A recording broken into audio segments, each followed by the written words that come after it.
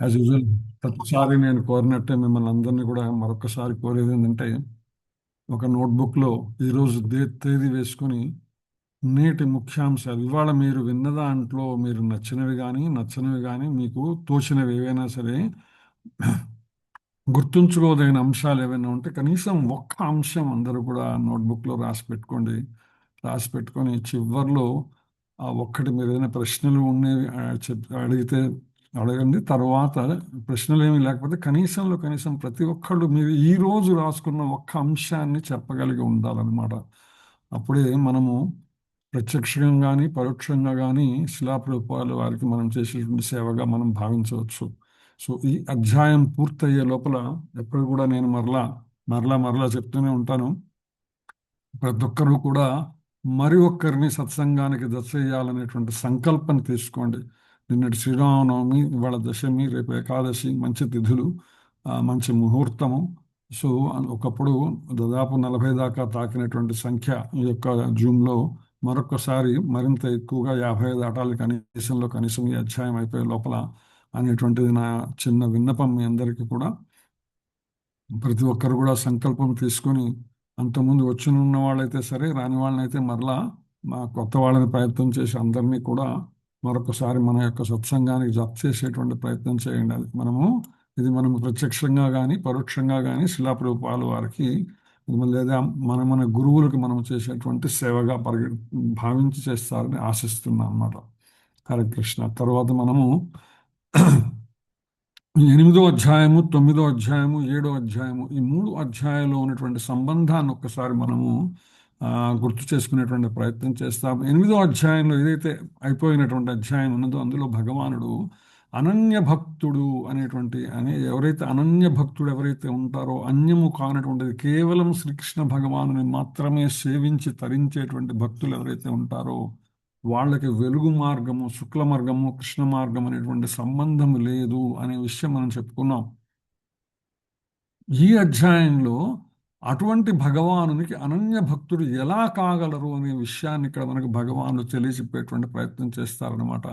8వ అధ్యాయంలో అన్ని యోగములలో కూడా భక్తి యోగ మార్గం ఏదైతే ఉన్నదో అది ఉత్తమమైనటువంటిది అనే విషయాన్ని భగవానుడు మనకు స్పష్టం చేశారు. ఇక 9వ అధ్యాయంలో అటువంటి భక్తి యోగానికి అవసరమైనటువంటి జ్ఞానం ఏదైతే ఉన్నదో అది మనకు అందించబోతున్నారు భగవానుడు అనమాట. ఇంకా 7 మరియు 9 అధ్యాయాలు ఏవైతే ఉన్నాయో, భగవద్ విజ్ఞానం అనేటువంటి 7వ అధ్యాయము, పరమగుహ్య జ్ఞానం అనేటువంటి 9వ అధ్యాయం, ఇంచుమించు రెండు కూడా ఒకేలాగా మనకు కనిపిస్తాయి, సమానంగా ఉంటాయన్నమాట. ఎందుకంటే అది భగవద్ విజ్ఞానము, ఇది పరమగుహ్య జ్ఞానము, తేడా ఏమి లేదు, ప్రత్యక్ష పరోక్షమే రెండు కూడా మరలా. సో 8వ అధ్యాయంలో కృష్ణార్జునుల సంవాదం మనకి చాలా పారదర్శకంగా కనిపిస్తుంది. అదే మార్గంలో ప్రయాణించడానికి ముందు అనేక ముఖ్య విషయాల ప్రస్తావన కూడా వస్తుంది అనే విషయాన్ని మనకు ఇప్పుడు ఈ అధ్యాయంలో మనం తెలుసుకోబోతున్నాం. సో దీని గురించి 9వ అధ్యాయం నుంచి పరమ పూజ్యులైనటువంటి యామునాచార్యుల వారు గీతానంద సంగ్రహంలో మహాత్మ్యం మనుష్యత్వే పరతత్వం చ మహాత్మానం విశేషో నవమే యోగో భక్తి రూప ప్రకీర్తిత. 9వ అధ్యాయంలో భగవానుని మహిమ, మనుష్యునిగా ఆయన అవతరించినా కూడా తన సర్వ అతిశయాన్ని ఆయన చెడకుండా ఉండటము, భక్తుల యొక్క గొప్పతనము, భక్తి యోగము యొక్క స్వరూపము ఈ యొక్క అధ్యాయంలో చెప్పబడింది అని అదే విషయాన్ని యామునాచార్యులు వారు స్పష్టం చేస్తారన్నమాట. సో శ్రీలా ప్రభుపాదులు వారు ఇచ్చినటువంటి భాష్యాన్ని మనము కనుక ఆర్గనైజ్ చేసుకుంటే అది 5 రకాలైనటువంటి విభాగాలుగా మనం చెప్పుకోవచ్చు. 1 నుంచి 3 శ్లోకాలు ఏదైతే ఉన్నాయో ఇది శ్రీకృష్ణుని పొందు జ్ఞాన కీర్తన అనేటువంటి అంశాన్ని మనం అర్థం చేసుకుంటాం. తర్వాత ఐశ్వర్యము, జ్ఞానము, భౌతిక ప్రపంచము, శ్రీకృష్ణ సంబంధము, ఈ మూడిటికి ఉండేటువంటి శ్రీకృష్ణ సంబంధం గురించి 2వ విభాగంలో అది 4 నుంచి 10 శ్లోకాల దాకా వస్తే 11 నుంచి 14 శ్లోకముల దాకా భగవానుడు మూఢులు, మహాత్ములు వీళ్ళిద్దరి గురించి వివరించేటువంటి ప్రయత్నం చేస్తారు మనకనమాట. సో 15 నుంచి 25 శ్లోకముల దాకా ఉండే ఆ యొక్క 11 శ్లోకములు కూడా శ్రీకృష్ణ సేవ, 3 రకములైనటువంటి జ్ఞానులు అనేటువంటి అంశం మనం అర్థం చేసుకోవడానికి ప్రయత్నం చేస్తాం. ఇక 26 నుంచి 34 శ్లోకం దాకా కృష్ణ భక్తి యొక్క మహిమ గురించి మనము తెలుసుకుంటాం అనమాట. సో ఆ విధంగా ఈ 9వ అధ్యాయం మనం శిలా ప్రభుపాల వారి భాష్యాన్ని ఆధారం చేసుకుని 5 విభాగాలుగా మనం అనుకుంటే 5 విభాగాల్లో 5 ముఖ్యాంశాలు మనం తెలుసుకునేటువంటి ప్రయత్నం చేస్తాం అనమాట. సో అందులో మొట్టమొదటిది 1 నుంచి 3 దాకా శ్రీకృష్ణుని పొందేటువంటి జ్ఞాన కీర్తన. కృష్ణుని తెలుసుకుంటా లేదా అనుభూతి చెందుటకు మొట్టమొదట మానవుడికి ఉండవలసిన లక్షణం ఏంటంటే అసూయ లేనివాడై ఉండాలా. రెండవది భక్తి. ఇది జ్ఞానములలో కల్లా రాజు వంటిది, పరమ గుహ్యమైనటువంటిది, ఆచరణకు అత్యంత సుఖమైనటువంటిది అనే విషయాన్ని భగవానుడే మనకు స్పష్టం చేస్తారు. ఆ తర్వాత 3వ శ్లోకంలో భగవానుడు విశ్వాసము లేని వారు శ్రీకృష్ణుని పొందలేరు అనే విషయాన్ని మనకి స్పష్టంగా మరొకసారి అర్థం చేసుకుంటాం. ఆ తర్వాత 4 నుంచి 6 శ్లోకాల దాకా శ్రీకృష్ణుడు తన శక్తుల ద్వారా ఈ భౌతిక ప్రపంచమంతటా కూడా వ్యాపించి పోషణ కావిస్తూ ఉంటాడు. అయినప్పటికీ వాటన్నిటితో ఆయన కూడి ఉండడు అనేటువంటి అంశాన్ని ఇక్కడ మనకు 4 నుంచి 6 శ్లోకముల దాకా 3 శ్లోకముల దాకా చెప్తాం జరుగుతుందన్నమాట. సో ప్రత్యేకించి ఈ అధ్యాయంలో 6 ముఖ్యమైనటువంటి శ్లోకములు, ముఖ్యమైనవి కానీ చెప్పను కానీ ప్రసిద్ధమైనటువంటి శ్లోకములు, అంటే ఎక్కువగా శిలా ప్రభుపాల వారి చేత ప్రస్తావించబడినటువంటిది లేదా వివిధ రకమైన ఆచార్యులు ప్రత్యక్షంగా చెప్పేటువంటి వాటిల్లో చెప్పినటువంటి శ్లోకములలో ఇవి రాజవిద్య, రాజగుహ్యం, పవిత్రం, మిదముత్తమం, ప్రత్యక్షావగమం, ధర్మ్యం, సుసుఖం, కర్తమవ్యయం, సర్వభూతాని కౌంతేయ ప్రకృతిం యాంతి మామికాం, కల్పక్షయే పునస్తాని కల్పాదౌ విసృజామ్యహం, అనన్యాస్ చింతయంతో మాం ఏ జనా పర్యుపాసతే తేషాం నిత్యాభియుక్తానాం యోగక్షేమం వహామ్యహం, పత్రం పుష్పం ఫలం తోయం యో మే భక్త్యా ప్రయచ్చతే తదహం భక్త్యుపహృతం హస్నామి ప్రయతాత్మనః, యత్కరోషి యదస్నాసి యజ్జుహోషి దదాసి యత్తపస్యసి కౌంతేయ తత్కురుష్వ మదర్పణం, మన్మనాభవ మద్భక్తో మధ్యాజీమాం నమస్కురు మామే వైశ్యసి యుక్తైవ ఆత్మానం మత్పరాయణ. ఈ 6 శ్లోకములు ఏవైతే ఉన్నాయో, మరొక చిన్న విన్నపం ఏంటంటే ఈ అధ్యాయం అయిపోయే లోపల ఈ 6 శ్లోకములు కూడా అందరికీ కంఠస్థం అవ్వాలనేటువంటి సాధనని లక్ష్యంగా తీసుకుని ప్రయత్నం చేయగలరని ఆశిస్తున్నాను అనమాట. సో తర్వాత మనము అధ్యాయంలోకి ప్రవేశిద్దాం. భగవానువాచ ఇదం తు తే గుహ్యతమం ప్రవక్ష్యామి అనసూయవే, జ్ఞాన విజ్ఞాన సహితం యజ్ఞాత్వా మోక్షసే శుభాత్. భగవానువాచ ఇదం తు తే గుహ్యతమం ప్రవక్ష్యామి అనసూయవే, జ్ఞాన విజ్ఞాన సహితం యజ్ఞాత్వా మోక్షసే శుభాత్. హరే కృష్ణ. జై శ్రీ సేవిని మాత చదువుతారు శ్లోకం. హరే కృష్ణ ప్రభుజీ, దండాత్మనం. దండం మాత. ఇదం భగవానువాచ ఇదం తు తే గుహ్యతమం ప్రవక్ష్యామి అనసూయవే, జ్ఞాన విజ్ఞాన సహితం జ్ఞాత్వా మోక్షసే శుభాత్. శ్రీకృష్ణ భగవానుడు పలికెను, ఓ అర్జున, నీవు నాపై ఎన్నడను అసూయ కలవాడు కానందున ఈ గుహ్యతమ జ్ఞానమును మరియు విజ్ఞానమును నీకు తెలియజేసాను. దీనిని తెలిసిన పిమ్మట భౌతిక స్థితి వలన కలుగు కష్టముల నుంచి నీవు విముక్తుడవు కావాలను. హరే కృష్ణ. హరే కృష్ణ. థ్యాంక్ యూ మాతాజీ. హరే కృష్ణ ప్రభుజీ. హరే కృష్ణ ప్రభుజీ. హరే కృష్ణ. ఎవరు హరే మాతాజీ? కృష్ణ. మాత చదవండి మాతాజీ ప్లీజ్. ఆధా మాతాజీ. భగవానువాచ ఇదం తు తే గుహ్యతమం ప్రవక్ష్యామి అనసూయవే, జ్ఞాన విజ్ఞాన సహితం యజ్ఞాత్వా మోక్షసే శుభాత్. శ్రీకృష్ణ భగవానుడు పలికెను, ఓ అర్జున, నీవు నాపై ఎన్నడూను అసూయ కలవాడవు కానందున ఈ గుహ్యతమ జ్ఞానమును మరియు విజ్ఞానమును నీకు తెలియచేసేదను. దీనిని తెలిపిన పిమ్మట భౌతిక స్థితి వలన కలుగు కష్టముల నుండి నీవు విముక్తుడవు కాగలవు. హరే కృష్ణ ప్రభుజీ. హరే కృష్ణ. వసుంధరాదేవి మాతాజీ చదువుతారా శ్లోకం? హరే కృష్ణ ప్రభుజీ, ప్రణామం. దండత్ మాత చదువు మాత. హరే కృష్ణ. శ్రీ భగవానువాచ ఇదం తు తే గుహ్యతమం ప్రవక్ష్యామి అనసూయవే, జ్ఞాన విజ్ఞాన సహితం యజ్ఞాత్వా మోక్షసే శుభాత్. శ్రీకృష్ణ భగవానుడు పలికెను, ఓ అర్జున, నీవు నాపై ఎన్నడను అసూయ కలవాడు కానందున ఈ గుహ్యతమ జ్ఞానమును మరియు విజ్ఞానమును నీకు తెలియజేసేదను. దీనిని తెలిసిన పిమ్మట భౌతిక స్థితి వలన కలిగే కష్టముల నుంచి నీవు విముక్తుడు కాగలవు. హరే కృష్ణ ప్రభు. హరే కృష్ణ. సో ఇందులో ఒక క్వాలిటీ, ఒక అష్యూరెన్స్, రెండు విషయాలు భగవానుడు మనకు చెప్పేటువంటి ప్రయత్నం చేస్తున్నాడు అనమాట. అంటే మనము భగవద్జ్ఞానాన్ని, గుహ్యమైనటువంటి జ్ఞానాన్ని పొందాలంటే మనకు ఒక లక్షణం ఉండాలా. దాని ద్వారా మనము భగవానుడు ఇచ్చేటువంటి ఒక అష్యూరెన్స్ అనమాట, ఒక రకమైనటువంటి ఆ, మనకు రక్షణ ఆయనైతే వాదించి దాని ప్రమాణం చేస్తున్నారు భగవానుడు ఒక విధంగా. ఏంటిది అంటే మొట్టమొదట మనకు ఉండవలసిన లక్షణం ఏంటంటే అసూయ కలవాడవు కానందున భగవానునిపై ఎటువంటి సమయంలో కూడా అసూయ అనేది ఉండకూడదు, ద్వేషం ఉండకూడదు అనే విషయాన్ని చెప్తున్నారు మొట్టమొదట.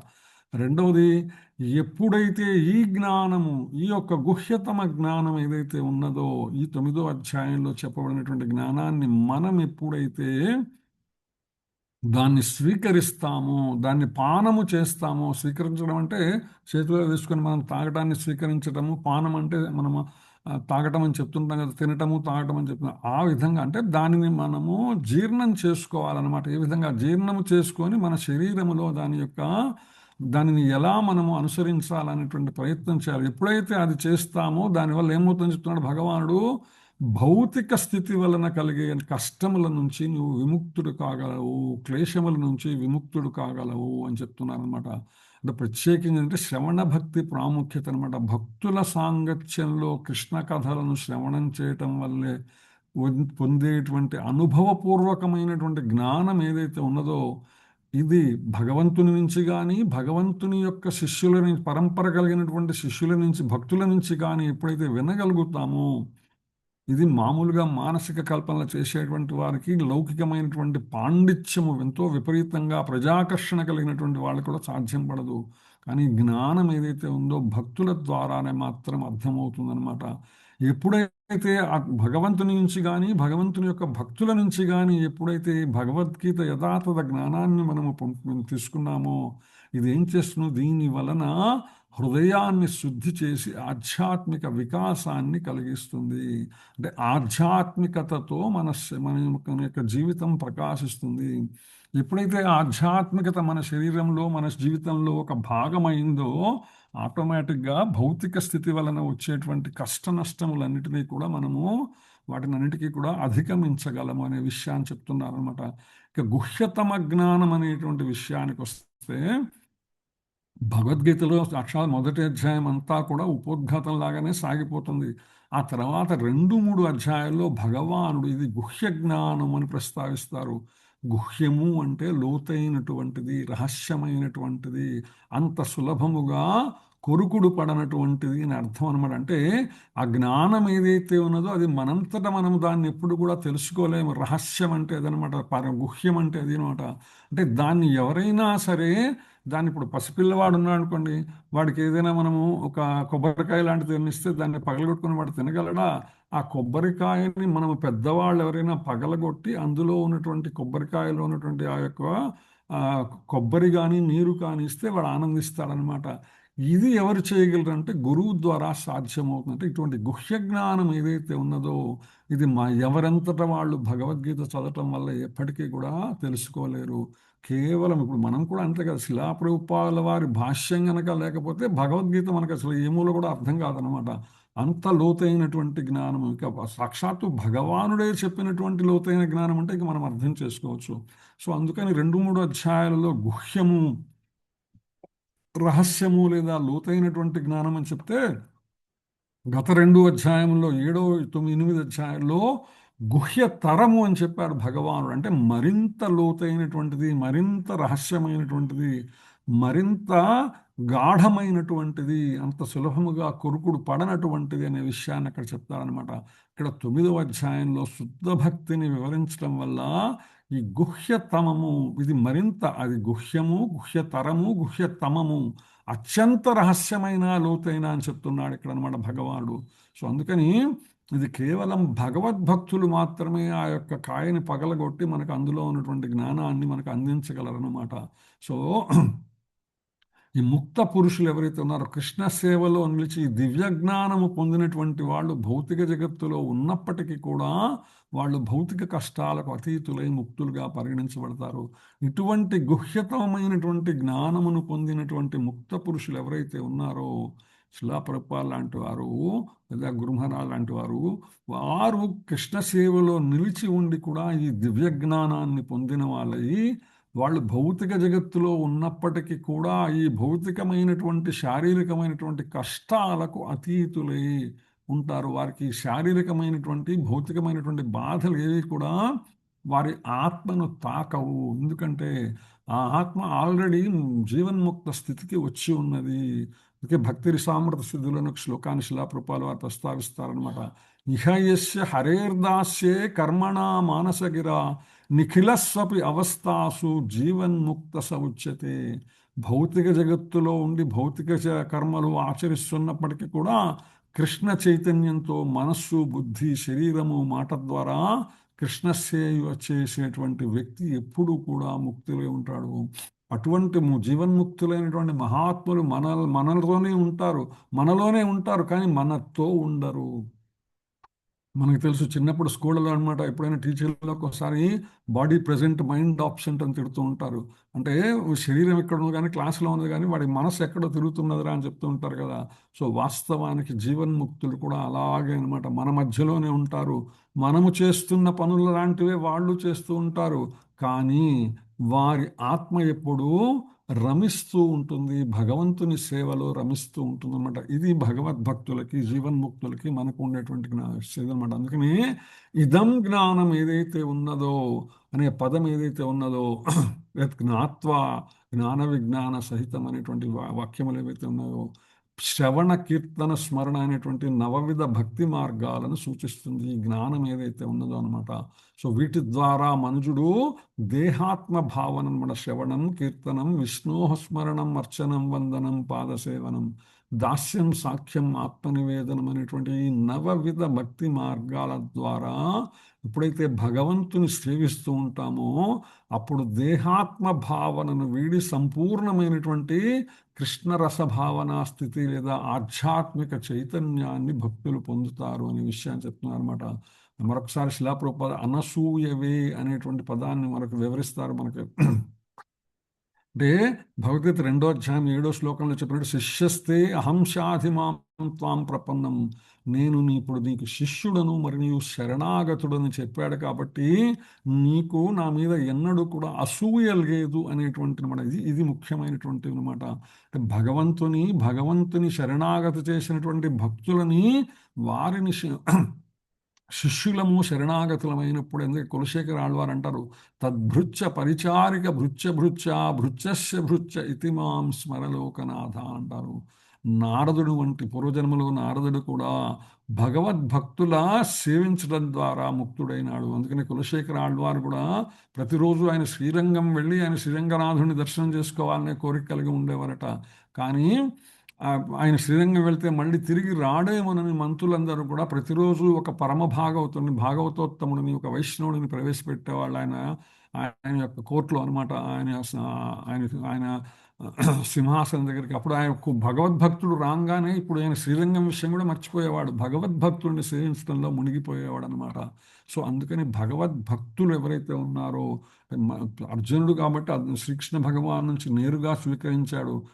మనలాంటి వాళ్ళందరం మనము కూడా సంపూర్ణ శ్రీకృష్ణ శరణాగతి చేసిన భక్తుల ద్వారా ఎప్పుడైతే అర్జునుడు ఏ విధంగా కృష్ణుని నుంచి యొక్క జ్ఞానాన్ని స్వీకరించాడో అదే నిష్ఠతో, అదే శ్రద్ధతో, అదే భక్తితో, అదే శరణాగతి భావంతో ఎప్పుడైతే కృష్ణ భక్తులను ఆశ్రయించామో అప్పుడు ఆటోమేటిక్గా అటువంటి భక్తులు చెప్పినటువంటి ప్రామాణికమైనటువంటి వ్యాఖ్యానాల ద్వారా, భాష్యము ద్వారా, వచనముల ద్వారా మనము భగవంతుని యొక్క తత్వాన్ని అర్థం చేసుకోగలమాట.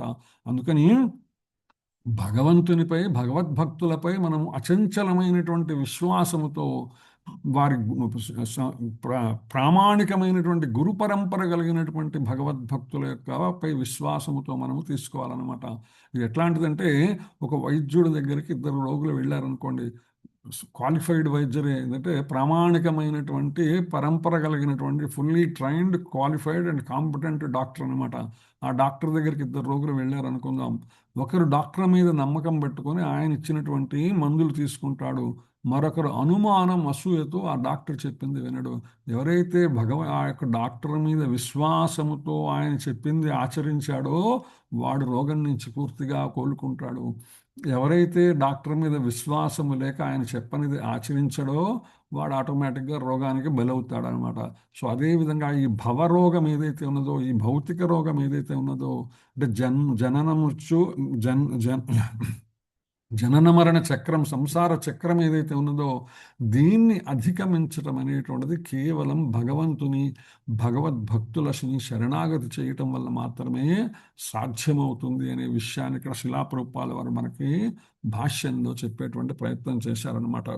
సో తర్వాత శ్లోకం, రాజవిద్యా రాజగుహ్యం పవిత్రం ఇదముత్తమం ప్రత్యక్షావగమం ధర్మ్యం సుసుఖం కర్తుమవ్యయం. రాజవిద్యా రాజగుహ్యం పవిత్రం ఇదముత్తమం ప్రత్యక్షావగమం ధర్మ్యం సుసుఖం కర్తుమవ్యయం. హరే కృష్ణ. నాగమణి మాత చదవండి మాత. హరే కృష్ణ ప్రభుజీ ప్రణామం. హరే కృష్ణ. దండలు. రాజవిద్యా రాజగౌహ్యం పవిత్రం ఇదముత్తమం ప్రత్యక్షావగమం ధర్మ్యం సుసుఖం కర్తుమవ్యయం. ఈ జ్ఞానం విద్యలకెల్లా రాజు వంటిది మరియు సర్వరహస్యములలో పరమ రహస్యమైనది. పరమ పవిత్రమైన ఈ జ్ఞానమును అనుభవపూర్వకంగా ఆత్మ యొక్క ప్రత్యక్ష జ్ఞానం కలుగజేయుటచే ధర్మము యొక్క పరిపూర్ణత్వమై ఉన్నది. ఇది శాశ్వతమైనది మరియు ఆచరించుటకు అత్యంత సౌఖ్యకరమైనది. హరే కృష్ణ. హరే కృష్ణ. థ్యాంక్ యూ మాతాజీ. యశోద మాతాజీ, యశోద వనపర్తి మాత చదువుతారా? ప్రభుజీ ప్రణామ్స్ ప్రభుజీ. దండత్ మాతాజీ. రాజవిద్యా రాజగుహ్యం పవిత్రమిదముత్తమం ప్రత్యక్షావగమం ధర్మ్యం సుసుఖం కర్తుమవ్యయం. ఈ జ్ఞానము విద్యకెల్లా రాజు వంటిది మరియు సర్వ రహస్యములలో పరమ రహస్యమైనది. పరమ పవిత్రమైన ఈ జ్ఞానము అనుభవపూర్వకంగా ఆత్మ యొక్క ప్రత్యక్ష జ్ఞానం కలగచేయుటచే ధర్మము యొక్క పూర్ణత్వమై ఉన్నది. ఇది శాశ్వతమైనది మరియు ఆచరించుటకు అత్యంత సాఖ్యకరమైనది. హరే కృష్ణ ప్రభు. థ్యాంక్ యూ హరే ప్రభు. కృష్ణ. థ్యాంక్ యూ మాతాజీ. దివ్య గోలకిశ్వరి మాతాజీ చదువుతారా? హరే కృష్ణ. హరే కృష్ణ ప్రభుజీ. నేను చదవాలా? ప్రణామ్స్ ప్రభుజీ. హరే కృష్ణ. శ్రీ భగవాన్ వాచ రాజవిద్యా రాజగుహ్యం పవిత్రం ఇదముత్తమం ప్రత్యక్షావగమం ధర్మ్యం సుసుఖం కర్తుమవ్యయం. అనువాద భాష్యం శ్రీ ప్రభుపాదికి జై. ఈ జ్ఞానము విద్యలకెల్లా రాజు వంటిది మరియు సర్వ రహస్యములలో పరమ రహస్యమైనది. పరమ పవిత్రమైన ఈ జ్ఞానము అనుభవపూర్వకంగా ఆత్మ యొక్క ప్రత్యక్ష జ్ఞానం కలుగుటచే ధర్మం యొక్క పూర్ణత్వమై ఉన్నది. ఇది శాశ్వతమైనది మరియు ఆచరించడానికి అత్యంత సౌకర్యమైనది. హరే కృష్ణ. థ్యాంక్ యూ ప్రభుజీ. హరే కృష్ణ. సో ఈ అధ్యాయంలో భగవానుడు చెప్పబోతున్నటువంటి పరమ గుహ్య జ్ఞానం ఏదైతే ఉన్నదో ఇది రాజవిద్య రాజగుహ్యం. ఇది విద్యలలోకెల్లా రాజు వంటిది. దీన్ని మించినటువంటి జ్ఞానం మరొకటి లేదండి. అలాగే సర్వ రహస్యములలో కల్లా పరమ రహస్యమైనది రాజగుహ్యము. చాలా లోతైనటువంటిది, గాఢమైనటువంటిది, విస్తృతమైనటువంటిది, ఉన్నతమైనటువంటిది అనేటువంటి విషయాలన్నీ మనకు చెప్తున్నారు ఇక్కడ. పరమ పవిత్రమైనటువంటి ఈ జ్ఞానం ఏదైతే ఉన్నదో, ఈ యొక్క పరమగుహ్య జ్ఞానం ఏదైతే ఉన్నదో ఈ జ్ఞానమును అనుభవపూర్వకంగా ఆత్మ యొక్క ప్రత్యక్ష జ్ఞానము కలుగ చేయటం వలన దీనివల్ల ఏం జరుగుతుంది? మనకి ఆత్మ యొక్క ప్రత్యక్ష జ్ఞానము తెలుస్తుందన్నమాట. సో అందువల్ల ధర్మము యొక్క పూర్ణత్వమై ఉన్నది అనే విషయాన్ని ఇక్కడ చెప్తున్నారు మనకి. ధర్మ్యం ప్రత్యక్షావగమం ధర్మ్యం, ధర్మము యొక్క పూర్ణత్వమై ఉన్నది. ఇది శాశ్వతమైనటువంటిది. ఎప్పుడైతే ఈ జ్ఞానము తెలుసుకున్నామో ఇంతకన్నా ఉత్తమమైనటువంటి జ్ఞానము లేదు, ఇంతకన్నా శాశ్వతమైనటువంటి జ్ఞానము లేదు, ఇంతకన్నా ఆచరించుటకు అత్యంత సుఖమైనటువంటి జ్ఞానము లేదు. సో అందుకని ఈ రాజవిద్య, రాజగుహ్యం అనేటువంటి ఈ పరమగుహ్యమాము ఏదైతే ఉందో, గుహ్యతమం అని భగవానుడు చెప్పబోయేటువంటి జ్ఞానం ఏదైతే ఉన్నదో, ఇది అత్యంత ఉత్తమమైనటువంటి జ్ఞానముగా సాక్షాత్తు భగవానుడే స్పష్టం చేస్తున్నారు. ఇంకెంతకన్నా మనకు కావాల్సిందే ఉంటుంది. సో శిలాప్రభుపాల వారి భాష్యం చాలా విస్తృతమైనటువంటి భాష్యాన్ని దీనికి ఇవ్వటం జరిగింది. నాకు తెలిసినంత వరకు దాన్ని మీకు పరిచయం చేసేటువంటి ప్రయత్నం చేస్తాను అనమాట. సో విద్యలకెల్లా రాజు ఇది అని చెప్తున్నాడు. ఈ అధ్యాయం సమస్త సిద్ధాంతాలకి, తత్వాలకు కూడా సారంగా మనం చెప్పుకోవచ్చు. ఎందుకంటే వేదాధ్యయనం వల్ల, వివిధ తత్వాల వల్ల లభించే జ్ఞానము యొక్క అంతిమ రూపం, దాని సారమంతా కూడా ఈ అధ్యాయంలో ఉన్నదన్నమాట. అంటే సమస్తమైనటువంటి వేదవాంగ్మయము, వేదము, వేదాంగములు, ఉపనిషత్తులు, వాటి యొక్క సారమంతా కూడా ఈ యొక్క అధ్యాయంలో మనకి భగవానుడు కరతలామలకం అని చెప్తుంటాం మనం అనమాట. కరతల అమలకము అనమాట. చెయ్యి ఏదైతే ఉన్నదో, చేతిలో మనం అరచేతిలో ఉసిరికాయ, అమలకం అంటే ఉసిరికాయ పెట్టుకుంటే ఎట్లా ఉంటుంది దాని పరిస్థితి అనమాట. అంత సులభంగా భగవానుడు అంత విస్తారమైనటువంటి వేద విజ్ఞానాన్ని, జ్ఞాన విజ్ఞానములను మనకు సులభంగా ఈ అధ్యాయంలో కేవలం అతి కొద్ది శ్లోకాల్లో అని చెప్తున్నారు అనమాట. దాంట్లోనే మనం అర్థం చేసుకోవచ్చు దాని యొక్క గాఢత, కాన్సన్ట్రేషన్ ఎంత గాఢంగా ఉంటుంది, ఎంత చిక్కగా ఉంటుంది. గాఢం అంటే చిక్కగా అంటుంటాం కదా మనం తెలుగులో కూడా, చిక్కగా ఉంటుందన్నమాట. అంత చిక్కనైనటువంటి జ్ఞానం ఇది. సో అందుకని దీని మీద అత్యంత శ్రద్ధతో మనం వినవలసి ఉంటుంది, అర్థం చేసుకోవడానికి ప్రయత్నవలసి ఉంటుంది. అత్యంత చిక్కనైనది కాబట్టే ఇది విద్యలలోకెల్లా రాజవిద్య అని చెప్తున్నాను అనమాట. దేహము మరియు ఆత్మల మధ్య గల భేదాన్ని వివరించే ఈ ఆధ్యాత్మిక జ్ఞానం ఏదైతే ఉన్నదో, మనకి 2వ అధ్యాయంలో ఎక్కువగా ఆత్మ గురించి ప్రస్తావన వస్తుంది. తర్వాత 8వ అధ్యాయంలో భగవంతుని చేరటం అనేటువంటి విషయానికి వస్తుందన్నమాట. ఇక్కడ ఈ దేహము మరియు ఆత్మల మధ్య ఉండేటువంటి భేదమాన్ని వివరించేటువంటి ఈ ఆధ్యాత్మిక జ్ఞానం ఏదైతే ఉందో, ఇది అత్యంత గోప్యమైనది. దాంతో ఏమవుతుంది, ఈ జ్ఞానంతో భక్తియుత సేవలోనే సంపూర్ణమవుతుంది అనే విషయం మనకు స్పష్టమవుతుంది అనమాట. ప్రత్యేకించి ఆత్మ యొక్క ప్రాముఖ్యత గురించి ఇక్కడ చెప్పడం జరిగింది. భౌతిక విద్యలైనటువంటి రాజనీతి, విజ్ఞాన శాస్త్రం ఏవైతే ఉన్నాయో, ఇవన్నీ కూడా కేవలం శరీరం మీద మాత్రమే దృష్టి సారిస్తాయి. కానీ ఆత్మ లేని శరీరం యొక్క ఉపయోగం ఉంటుందా? ఏ రోజైతే ఆత్మ శరీరాన్ని వదులుతుందో దాన్ని వెంటనే మనము దీన్ని అంటాం, పేరు కూడా పెట్టి పిలవం అనమాట. అంటే దీన్ని తీసేయండి, బాడీ అని ఇంగ్లీష్లో ప్రస్తావిస్తున్నాడు. పర్సన్ అనేటువంటిది, నేమ్ అనేటువంటిది ఏమి ఉండదు అనమాట.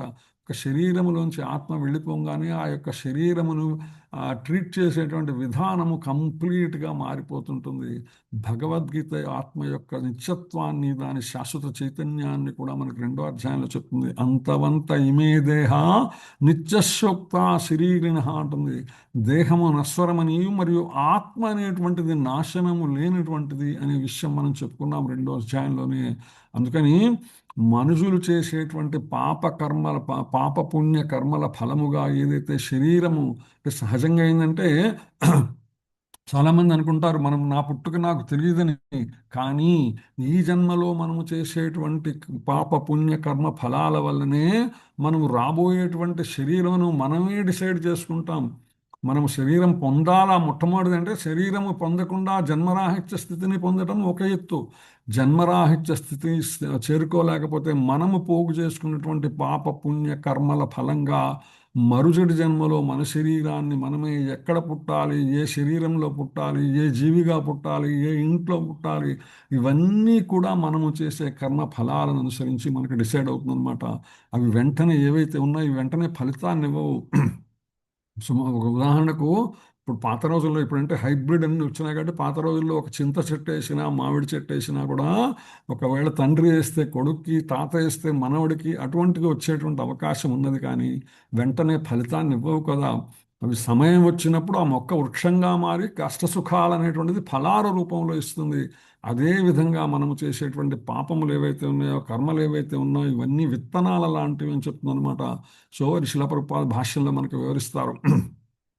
అయితే ఈ పాప పుణ్య కర్మ ఫలములు ఏవైతే ఉన్నాయో, ఈ పాప ఫలములు ప్రత్యేకించి భక్తి ద్వారా దీన్ని విముక్తి చేసుకోవచ్చు మనకి అనే విషయం ఇక్కడ మనకు స్పష్టమవుతుంది అనమాట. ఎప్పుడైతే మనం శ్రీకృష్ణ భగవాన్ యొక్క భక్తిత సేవలో నిలుస్తామో ఆ సమస్త పాప ఫలాల నుంచి కూడా విముక్తి పొందేటువంటి అవకాశం అనేది భగవానుడు 18వ అధ్యాయం 66వ శ్లోకంలో చెప్పాడు. సర్వధర్మాన్ పరిత్యజ్య మామేకం శరణం వ్రజ అహం త్వా సర్వపాపేభ్యో మోక్షయిష్యామి మా శుచః అని. ఇదే విషయంలో పద్మపురాణంలో చెప్పిన విషయాన్ని కూడా శిలాప్రపాల వారు మనకు భాష్యంలో అందించారు. అప్రారబ్ధ ఫలం పాపం కూటం బీజం ఫలోన్ముఖం క్రమేణైవ ప్రలీయేత విష్ణు భక్తి రతాత్మనాం. శ్రీకృష్ణుని భక్తియుత సేవలో నిలిచిన వారి సర్వ పాప ఫలముల ఫలవంతములైనను సంచితములైనను లేదా బీజరూపములో ఉన్నను అవి క్రమముగా నశించిపోవును అనే విషయాన్ని పద్మపురాణం కూడా స్పష్టం చేస్తుందన్నమాట. అందుకనే ఈ రాజవిద్య రాజగుహ్యము పవిత్రం ఇదముత్తమం, అంతా పవిత్రమైనటువంటిది అనే విషయం ఇక్కడ తెలుసు. మన భౌతిక త్రిగుణాలకు అతీతమైనటువంటిది కావటం వలన భక్తులు చేసే పనులు లౌకిక కర్మల వలె కనిపించినా కూడా ఆధ్యాత్మికతను కలిగి ఉంటాయి అనే విషయాన్ని మనము గమనిస్తూ ఉండాలన్నమాట. సో తెలుసుకొని అర్థం చేసుకొని ప్రయత్నం చేస్తారు. అందుకే చెప్పుకున్నా ఇందాక భక్తులు అనేటువంటి వాళ్ళు ఎవరైతే ఉన్నారో మనలోనే ఉంటారు, కానీ మనతో ఉండరు. వాళ్ళు వారి యొక్క ఆధ్యాత్మిక స్థితి ఉన్నతముగా పవిత్రముగా ఉంటుంది అనే విషయాన్ని చెప్పుకున్నాం అనమాట. భక్తి యోగం ద్వారా ఫలితాలను మనం ప్రత్యక్షంగా కూడా పొందవచ్చు. ఎందుకంటే భగవన్నామ సంకీర్తన చేసేటువంటి వాళ్ళు తక్షణమే ఆధ్యాత్మిక ఆనందాన్ని పొంది పాపల నుంచి పవిత్రులవుతారు. ఆ ఒక్క 2-3 క్షణాలైనా కూడా మనము కీర్తన చేస్తూ ఉంటాము. మనము సంకీర్తన చేస్తున్నప్పుడు ఆనందాతిశయంతో ఎగురుతూ ఉంటాము, ఆనందాతిశయంతో నృత్యం చేస్తూ ఉంటాము, గానం చేస్తూ ఉంటాము. ఆనందాతిశయంతో మనకు తెలియకుండానే అప్రయత్నంగా కన్నీటి నుంచి నీరు కారుతుంది. ఈ యొక్క అలౌకిక ఆనందం అంటే ఎక్స్ట్రసీ అంటుంటాను ఇంగ్లీష్లో. ఈ అలౌకిక ఆనందానుభూతిని అది ప్రత్యక్షంగానే మనం పొందగలం ఈ భగవన్నామ సంకీర్తనలో అనమాట. సో అందుకని వేదాంత సూత్రం చెప్తుంది, ప్రకాశశ్చ కర్మణ్యభ్యాసాత్. భక్తియుత సేవ అత్యంత శక్తివంతం అవటం చేత ఆ కార్యంలో నియుక్తులైనటువంటి వాళ్ళు అసంశయంగా జ్ఞాన వికాసాన్ని పొందుతారు. భక్తియుత సేవ, భగవన్నామ సంకీర్తన సేవ, భగవానుని ప్రత్యక్ష సేవ, భగవానుని సమస్త సేవలు కూడా ప్రత్యక్షమైనటువంటి పరోక్షమైనటువంటి శాశ్వతమైనటువంటి ఆనందానుభూతిని మనకు కలిగిస్తాయన్నమాట.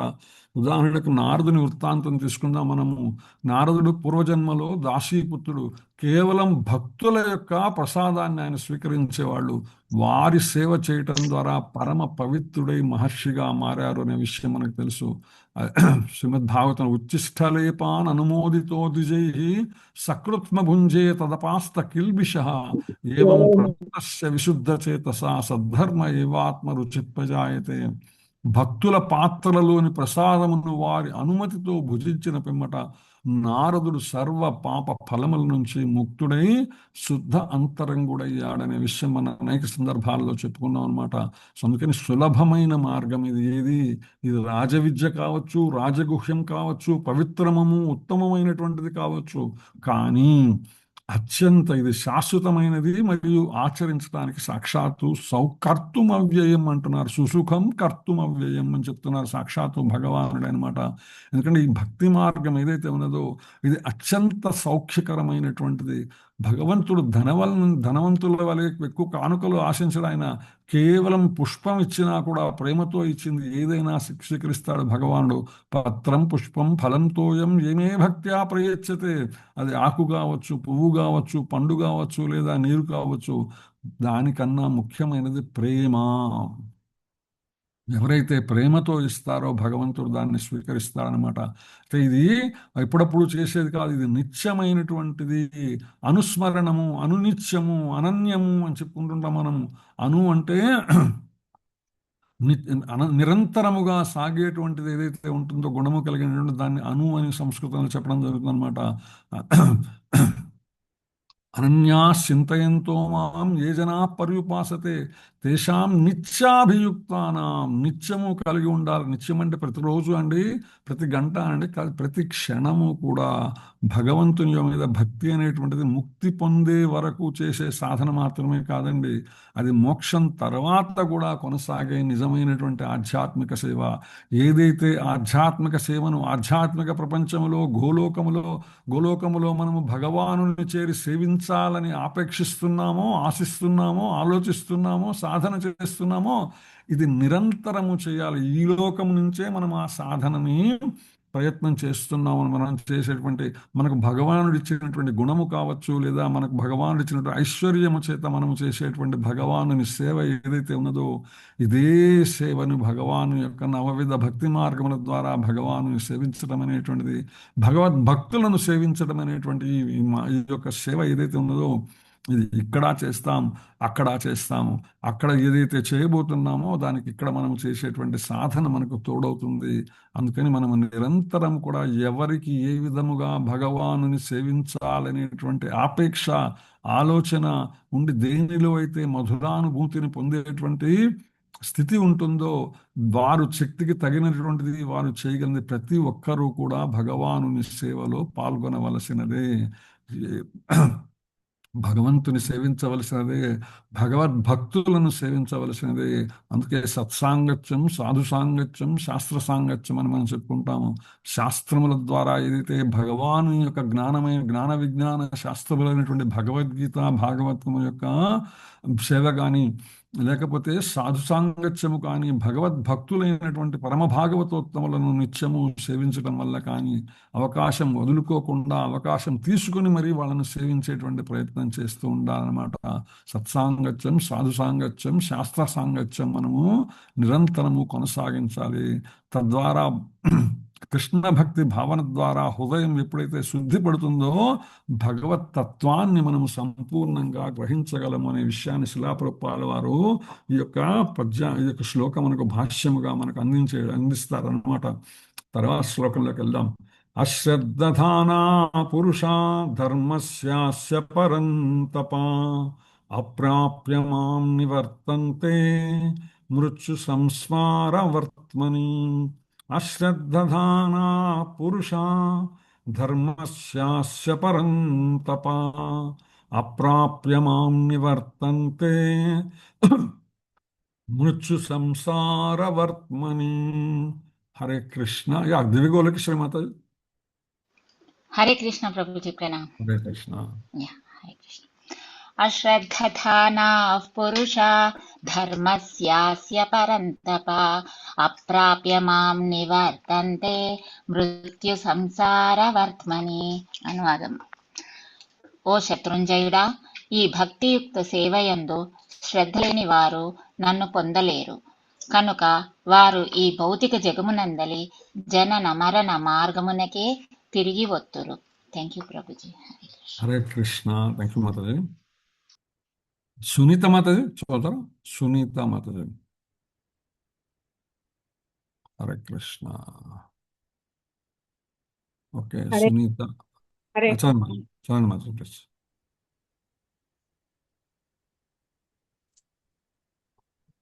హరే కృష్ణ. అశ్రద్ధాదానాః పురుషా ధర్మస్యాస్య పరస్తవ అప్రాప్య మాం నివర్తంతే మృత్యు సంసారవర్త్మని. ఓ శత్రుంజయుడా, ఈ భక్తియుత సేవయందు శ్రద్ధ లేని వారు నన్ను పొందలేరు. కనుక వారు ఈ భౌతిక జగమునందరి జనన మరణ మార్గమునకే తిరిగి వత్తురు. హరే కృష్ణ. మాతాజీ. మాతాజీ ఎవరు రియల్మీ 8S 5G అనే పేరుతో పెట్టినారు. హరే కృష్ణ. హరే కృష్ణ మాతాజీ ప్లీజ్. గీతా మాతాజీ చదువుతున్నారు? చదవండి. చదువుతున్నా ప్రణాం ప్రభుజీ. ప్రణాం. మాతాజీ. అశ్రద్ధదానా పురుష ధర్మస్యాస్య పరంతప అప్రాప్య మాం నివర్తంతే మృత్యు సంసారవర్త్మని.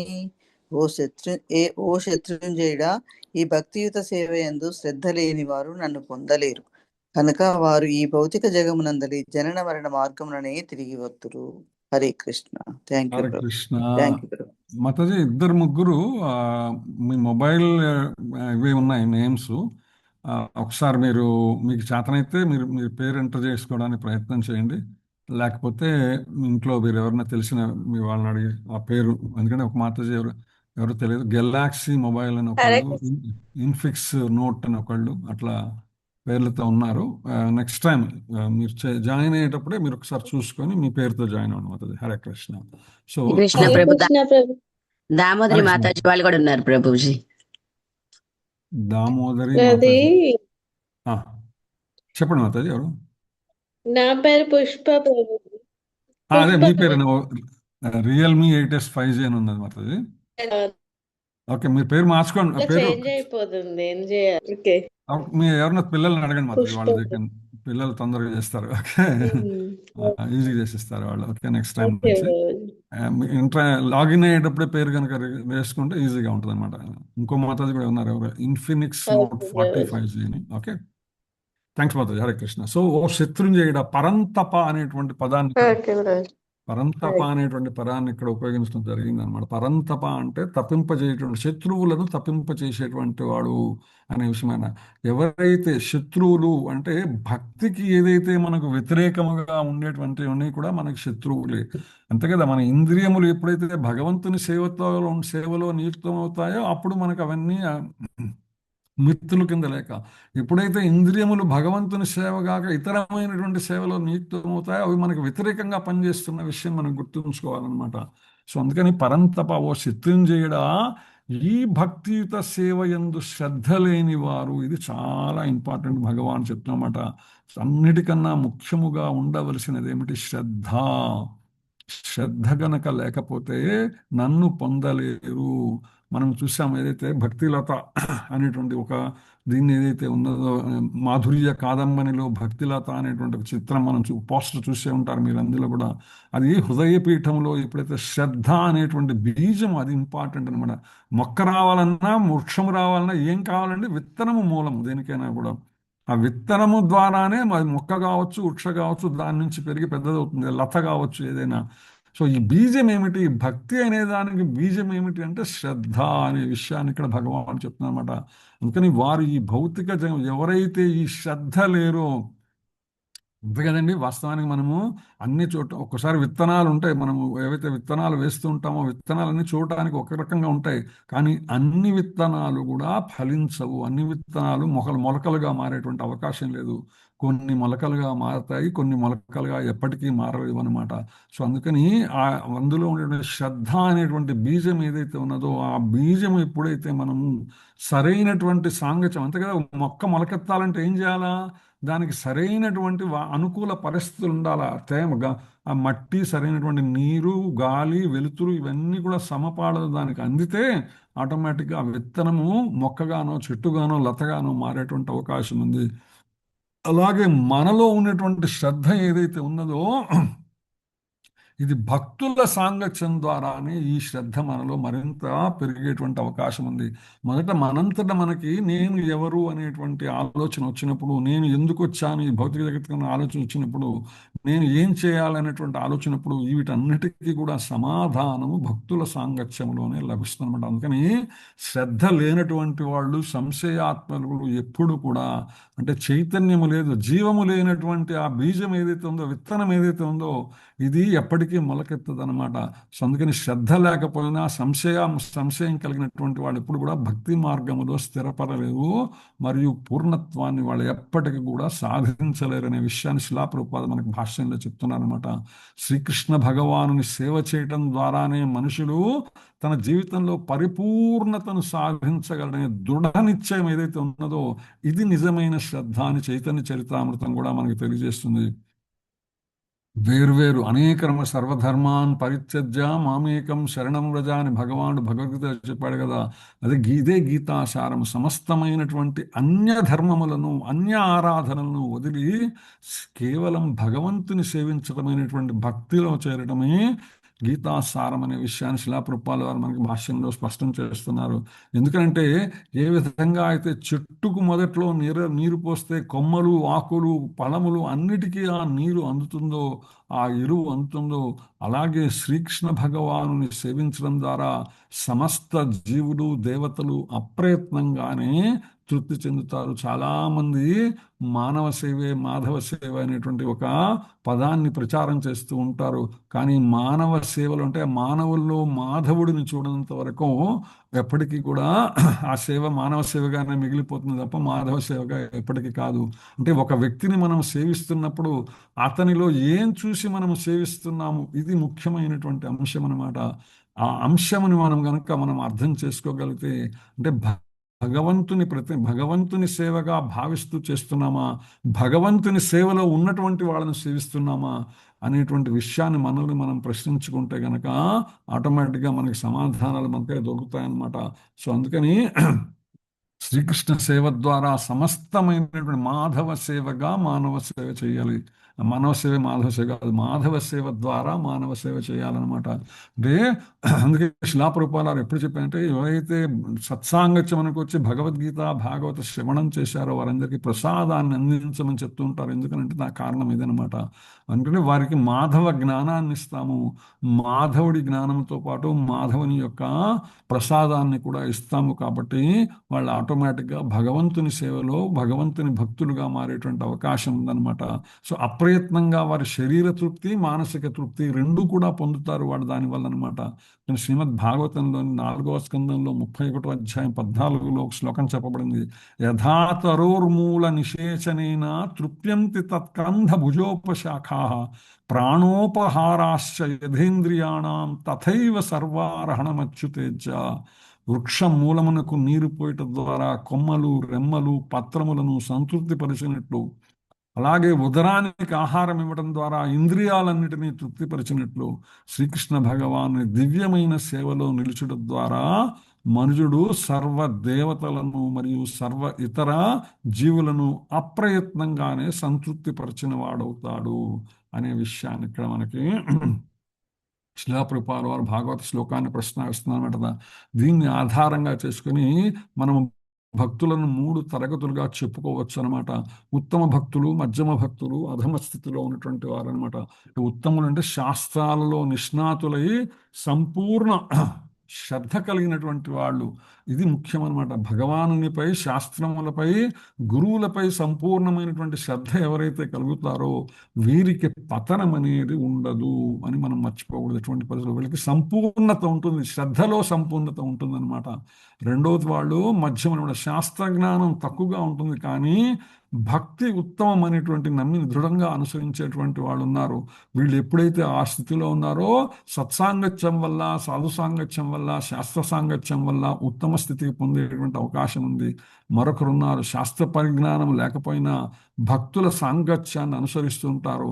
వీరు జ్ఞానయోగము, కర్మయోగం కొద్దిగా ఆకర్షితులై కలస చెందేటువంటి అవకాశం ఉన్నదనమాట వాళ్ళు. ఎందుకంటే 2 పడవల మీద ప్రయాణం లాగా ఉంటుంది. ఇటు వెళ్ళాలా అటు వెళ్ళాలా, రెండింటి మీద కాళ్ళు పెడదామంటే 2 పడవల మీద ప్రయాణం ఎప్పుడు ప్రమాదకరంగానే ఉంటుంది. ఒక్కోసారి పతనం చెందేటువంటి అవకాశం ఉంది. అయితే ఏంటంటే ఎప్పుడైతే భక్తి వైపు మొగ్గారో ఆటోమేటిక్గా భక్తుల సాంగత్యానికి మొగ్గారో ఆటోమేటిక్గా నెమ్మదిగా పవిత్రం పొందిన తర్వాత వారు కూడా ఉత్తమ స్థితిని పొందేటువంటి అవకాశం ఉన్నదన్నమాట. సో అందుకని ఈ విధంగా 3 రకములుగా మనం చెప్పుకోవచ్చు అని శిలాప్రభుపాల వారు భాష్యంలో మనకు చెప్తున్నారు. అయితే శ్రద్ధ లేనిటువంటి వాళ్ళ స్థితి ఏంటంటే అదే భగవాను చెప్తుందన్నమాట.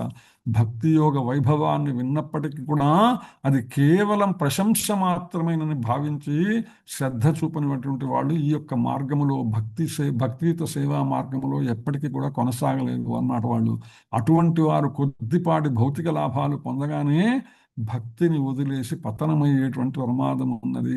ఇందాక చెప్పాం, 2 పడవల మీద కాళ్ళు పెట్టి ప్రయాణం చేస్తున్నటువంటి వాళ్ళు ఆధ్యాత్మిక వైపు మొగ్గు చూపాలా, భౌతికత వైపు మొగ్గు చూపాలా అంటూ ఎవరైతే ఆధ్యాత్మికత వైపు మొగ్గు చూపుతారో వాళ్ళు ఉత్తమ స్థితిని పొందుతారు. ఎవరైతే భౌతికత వైపుకి ఎక్కువ మొగ్గు చూపుతారో వాళ్ళు మరలా పతనమయ్యేటువంటి అవకాశం ఉందన్నమాట. అందుకనే శంకర్ల వారు కూడా చెప్తారు, భజగోవింద శ్లోకంలో సత్సంగత్వే నిస్సంగత్వం, నిస్సంగత్వే నిర్మోహత్వం, నిర్మోహత్వే నిశ్చలతత్వం, నిశ్చలతత్వే జీవన్ముక్తి అంటారు. సత్సాంగత్యము ద్వారా జీవన్ముక్తికి మార్గం అవుతుంది. అలాగే భగవద్గీత కించిదీత గంగాజలలవ కణికాపీత సకృతపియేని మురారి సమార్చ క్రియతే తస్య యమీన చర్చ అంటారు. భగవద్గీతను అనుసరించడం వలన యముడితో చర్చ ఉండదుట. అంటే యమలోకానికి వెళ్ళేటువంటి అవసరమే రాదనమాట ఆ యొక్క జీవికి అనే విషయము. అందుకని శ్రద్ధ చాలా ముఖ్యము భగవద్భక్తిలో అనే విషయాన్ని సాక్షాత్తు భగవానుడే చెప్పాడు. అప్పుడు ఎప్పుడైతే శ్రద్ధ మనము కలుగుతుందో, శ్రద్ధ సత్సాంగత్యములో అది పురోగమిస్తుందో, ఆటోమేటిక్గా పునరపి జననం పునరపి మరణం అనేటువంటి ప్రశ్నే ఉండదు. లేకపోతే అదే చెప్తున్నాడు భగవానుడు, అప్రాప్యమాం నివర్తంతే మృత్యు సంసార వర్త్మని. పునరపి జననం పునరపి మరణం పునరపి జనని జఠరే శయనం ఇహ సంసారే, సంసారము జన్మ మరణ చక్రం అన్నమాట సంసారం. ఇహ సంసారే బహుదుస్తారే కృపయా పారే పాహి మురారే. ఈ యొక్క సంసార చక్రాన్ని దాటలేరు ఎప్పటిదాకా, కృపయా పారే పాహి మురారే. ఆ యొక్క మురారిని పాహి పాహి శరణాగతి చేసేంత వరకు అనమాట. అదే భగవానుడు కూడా భగవద్గీత బహూనాం జన్మనామంతే జ్ఞానవాన్ మాం ప్రపద్యతే వాసుదేవ సర్వమితి సమహాత్మా సుదుర్లభ. వాసుదేవుడే సర్వస్వమనే దాకా ఈ యొక్క మళ్ళా జనన మరణ చక్రములో మళ్ళా జన్మించక తప్పదు అనే విషయాన్ని ఇక్కడ మరొకసారి మనకి స్పష్టం చేసుకుంటున్నాం అనమాట. తర్వాత 4వ శ్లోకంలోకి వెళ్దాం. మయా తతమిదం సర్వం జగదవ్యక్తమూర్తినా మత్స్థాని సర్వభూతాని నచాహం తేష్వస్థితః. మయా తతమిదం సర్వం జగదవ్యక్తమూర్తినా మత్స్థాని సర్వభూతాని నచాహం తేష్వస్థితః. హరే కృష్ణ. పుష్పమాతాజీ చదువుతారా శ్లోకం? నేను హరే కృష్ణ. పుష్పమాతాజీ, కృష్ణవేణి మాతాజీ. హరే కృష్ణ ప్రభుజీ చదవచ్చా? మాతాజీ చదవండి మాతాజీ. హరే కృష్ణ ప్రభుజీ చదవాలా ప్రభుజీ? ముందు పుష్పమాతాజీ చదవండి మాతాజీ, తర్వాత చదవండి. ఓకే. మయా తదమిదం సర్వం యత్కించ ప్రభుజీ జగద్వ్యక్తమూర్తినా మత్స్థాని సర్వభూతాని నచాహం తేష్వస్థిత. మయా తతమిదం సర్వం జగద్వ్యక్తమూర్తినా మత్స్థాని సర్వభూతాని నచాహం తేష్వస్థిత. హరే కృష్ణ. సమస్త జగత్తు సమస్త జగత్తు అవ్యక్త రూపంన నాచే ఆవరించబడినది. జీవులనియు నాయందున్నవి కానీ నేను వాని అందు లేను. హరే కృష్ణ. కృష్ణుని మాత చదువుతారు. హరే కృష్ణ ప్రభుజీ చదువుతాం. ప్రణామాలు. మాయా తతమిదం సర్వం జగద్వ్యక్తిమూర్తినా మత్స్థాని సర్వభూతాని నచాహం తేషవస్థితః.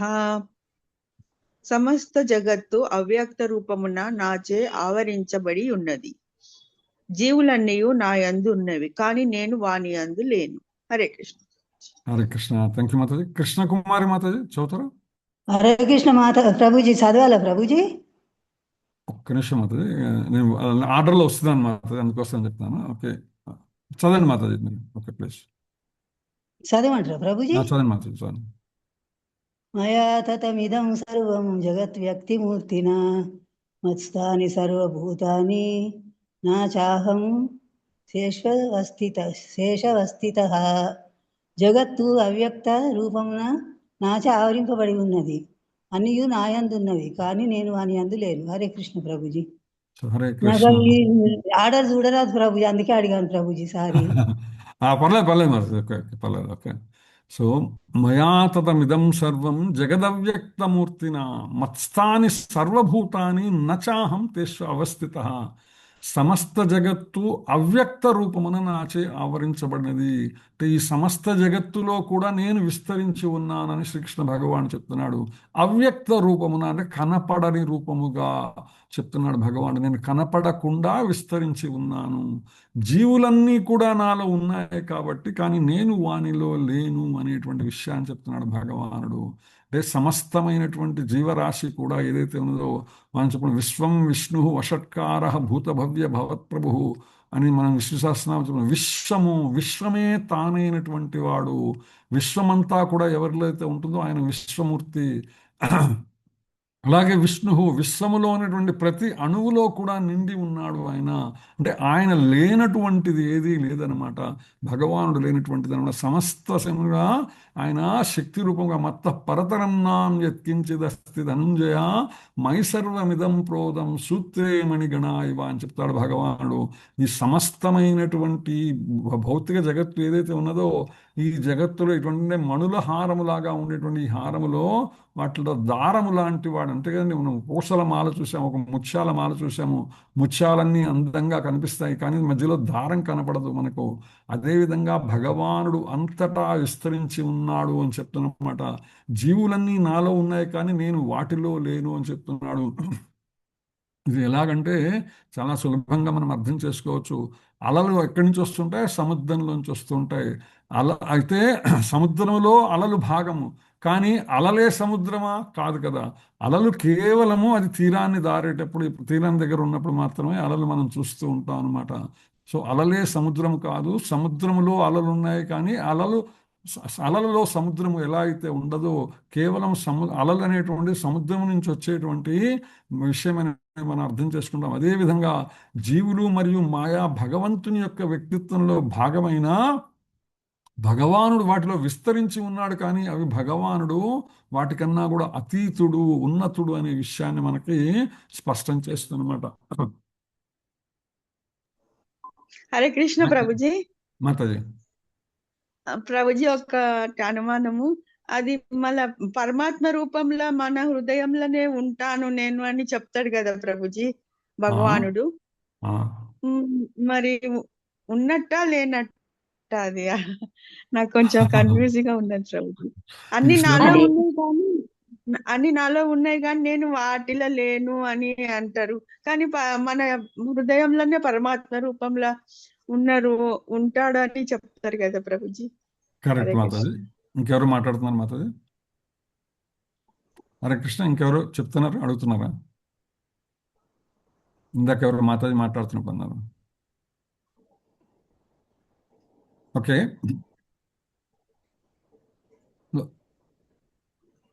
సో ఇప్పుడు మాతాజీ మనకి శ్రీమద్ భాగవతంలో ప్రథమ స్కందం 2వ అధ్యాయంలో 11వ శ్లోకం ఉంది.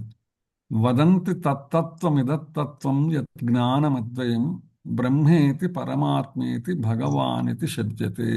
ఇప్పుడు మీరు అడిగిన ప్రశ్నలోనే సమాధానం ఉన్నది. యాక్చువల్గా భగవానుడు పరమాత్మ స్వరూపముగా సమస్త జీవరాశిలో విస్తరించి ఉన్నాడు, కానీ తన యొక్క సహజమైనటువంటి భగవానితి అనేటువంటి రూపములో ఆయన స్థితమై ఉన్నాడా? లేదు. ఇది ఇక్కడ చెప్పబడింది అనమాట. అంటే ఈ సమస్తమైనటువంటి బ్రహ్మాండములు కానీ విశ్వములో సమస్తమైనటువంటి విశ్వము కానీ భగవానునిలో స్థితమై ఉన్నాయి. అంటే భగవంతుని యొక్క శక్తి విస్తారములు, అంటే భగవంతుని శక్తికి లోబడి ఉన్నాయి ఇవన్నీ. అవునా కదా? సో భగవంతుని యొక్క శక్తి ఏదైతే ఉందో, అంతఃశక్తి, బాహ్యశక్తి, తటస్థ శక్తి, అంతఃశక్తి ద్వారా ఆధ్యాత్మిక జగత్తు, బాహ్యశక్తి ద్వారా భౌతిక జగత్తు, తటస్థ శక్తి ద్వారా జీవాత్మలలో భగవానుడు తన శక్తి రూపముగా విస్తరించి ఉన్నాడు. అటువంటి భగవానుడు ఎవరైతే ఉన్నారో ఆయన సమస్త జీవములు అంతటా కూడా ఆవరించబడి ఉన్నాడు, శక్తిలో ఆవరించబడి ఉన్నాడు. అదే సందర్భములో ఇవన్నీ కూడా ఎక్కడున్నాయి?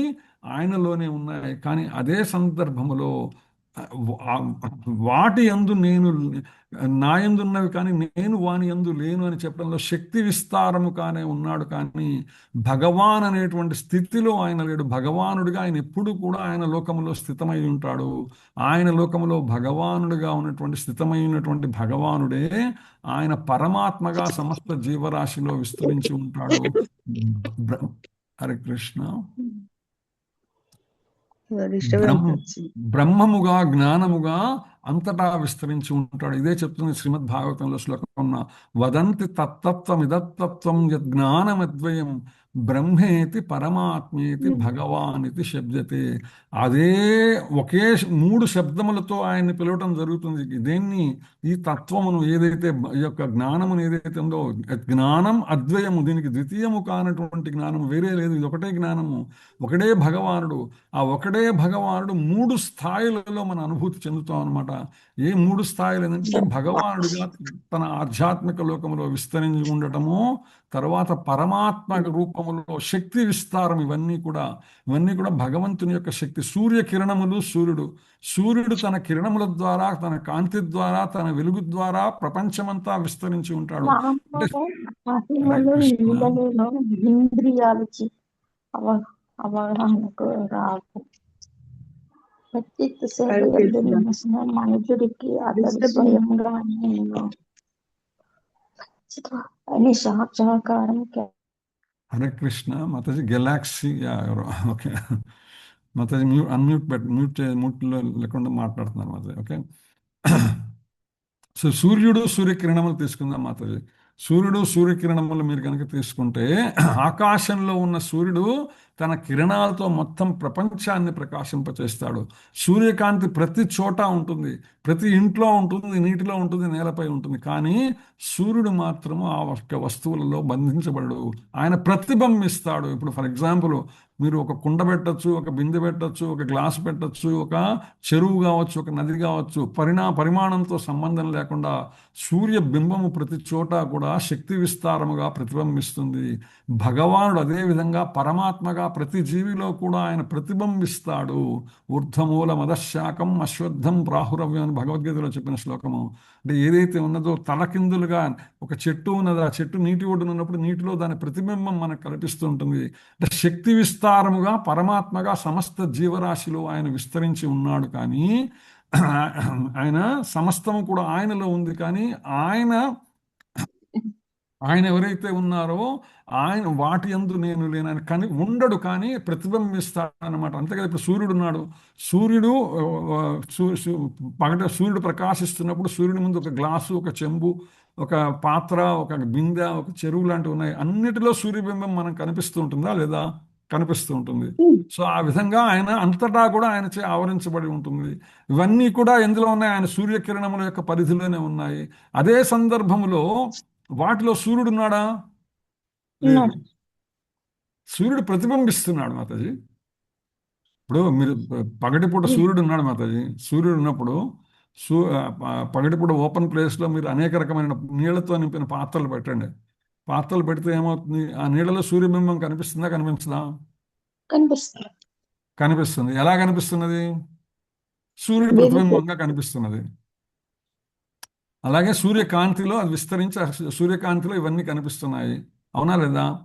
కానీ వీటన్నిటిలో సూర్యుడు ఉన్నాడా? ప్రతిబింబంగా ఉన్నాడు. కానీ సూర్యుడిలో ఇవన్నీ ఉన్నాయా? ఆ పాత్రలు అవన్నీ ఎక్కడున్నాయి? సూర్యుడిలో ఉన్నాయా? లేవు కదా. అర్థం కాలేదు. అర్థం కాలేదా? సో సమస్త జగత్తు కూడా అవ్యక్త రూపమున, అంటే కాంతి రూపముగా, వెలుగు రూపముగా, శక్తి, భగవంతుని యొక్క శక్తి విస్తారంగా ఆవరించబడి ఉన్నవి. అన్నిటిలో అవన్నీ కూడా భగవంతుని శక్తి విస్తారములే, భగవంతుని శక్తికి లోబడినటువంటివే. కానీ ఇవన్నీ మరలా భగవంతుని యందు లేవు. అంటే భగవంతునిగా తన ఏదైతే భగవానుడు తన యొక్క గోలోకములోనో వైకుంఠములోనో ఉన్నాడో ఇవన్నీ అక్కడ లేవు, కానీ ఇక్కడ ఉన్నాయి. ఇవన్నీ ఇక్కడ ఉండటానికి కారణము భగవానుడే, ఆయన శక్తిలో అంతర్భాగమే. కానీ ఆయనతో ఇవి లేవు, ఆయనలో ఇవి లేవు అనమాట అనే విషయాన్ని ఇక్కడ చెప్పడం. భగవానుడు తన లోకంలో ఎప్పుడు ఉంటాడు, అదే విషయాన్ని ఇక్కడ చెప్పేటువంటి ప్రయత్నం చేస్తున్నాను Mataji. Hare Krishna. Hope I'm confuse, మరింత కన్ఫ్యూజ్ చేసినట్టున్నాను. హరే కృష్ణ. ఓకే మాతాజీ, నెక్స్ట్ క్లాస్లో మరింత వివరంగా మీకు ఇది చెప్పేటువంటి ప్రయత్నం చేస్తాను నేను. ఎలా అన్నది నెక్స్ట్ క్లాస్లో మీకు మరింత క్లారిటీ ఇస్తాను నేను. ఓకే, సో ఇవాళ ఓకే, ఐ నో దట్ నేను క్లారిటీ ఇవ్వలేదని నాకు తెలుస్తున్నది, మీరు మీ దగ్గర నుంచి రెస్పాన్స్ లేకపోవడంతో. నేను నెక్స్ట్ క్లాస్లో మీకు లేదు మరింత ప్రభుజీ, నాకు అర్థం కాలేదో ఏమో మరి. అదే మాతాజీ, మీకు అర్థమయ్యేటి చెప్పడమే నేను చేయగలిగింది మాతాజీ. నేనే మీకు అర్థమయ్యేటి చెప్పాలి. ఎస్ మాతాజీ. ఓకే, నేను నెక్స్ట్ క్లాస్లో మరింత క్లియర్గా బాగా చెప్పడానికి ప్రయత్నం చెప్తున్నారు. చెప్తాను మాతాజీ. మరింత లోతుగా చెప్పడానికి ప్రయత్నం చేస్తాను, మరింత వివరంగా చెప్పడానికి ప్రయత్నం చేస్తాను. హరే కృష్ణ. సో ఇక్కడ మనము ఆపుకుందాం. నెక్స్ట్ క్లాస్లో మనం will Hare continue section class అన్నమాట. ఇది మీకు మరింత, నేను లాస్ట్ టైం మా నిత్యం భాగవత్ సేవలో కూడా మేము ప్రతిరోజు ఒక భగవద్గీత శ్లోకం చెప్పుకుంటాము. ఆ తర్వాత శ్రీమద్ భాగవతాన్ని మిగిలిన సమయాన్ని అంతా శ్రీమద్ భాగవతం చెప్పుకుంటాం. ఆ క్లాస్లో కూడా సేమ్ ఇదే శ్లోకం దగ్గర ఇదే డౌట్, మీరు అడిగిన డౌటే వచ్చిందనమాట. దెన్ నెక్స్ట్ క్లాస్లో ఐ క్లారిఫైడ్ దమ్, మరింత లోతుగా ఇంకొంచెం టైం ఎక్కువ స్పెండ్ చేసి ఎక్స్ప్లెయిన్ చేయడానికి ప్రయత్నం చేశాను. ఆ, మీకు మళ్ళీ నేను నెక్స్ట్ క్లాస్లో ఇది మళ్ళీ మీకు వివరంగా చెప్పడానికి ప్రయత్నం చేస్తాను మాతాజీ. హరే కృష్ణ. హరే కృష్ణ ప్రభుజీ. థ్యాంక్స్ మాతాజీ, థ్యాంక్స్. హరే కృష్ణ ప్రభు, దండ ప్రణామ్. హరే కృష్ణ దండ ప్రభు. ప్రభు నాకు ఒక చిన్న డౌట్ ఉంది ప్రభు.